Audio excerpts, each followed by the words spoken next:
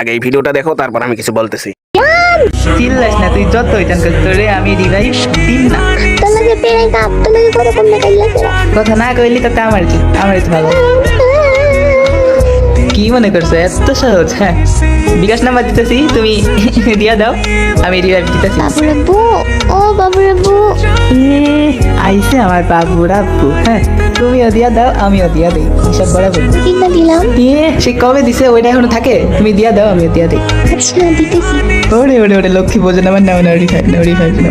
কিসের লাগে ভাই, কিসের লাগে তোরা এইসব ভিডিও ছাড়স? মানে আমাদের সিঙ্গেলদেরকে কোথাও গিয়ে একটু শান্তিতে থাকতে দিবি না? তোরা যে এইসব জান বাবু, আবার বাবুর আব্বু এইসব বলে ভিডিওটা ছাড়স, তোদেরকে একটু জ্ঞান বুদ্ধি নাই যে এইসব ভিডিও যখন আমাদের সামনে আসে তখন যে আমাদের পটকিটা কি জ্বলা চলে, এটা কি তোরা বুঝস না?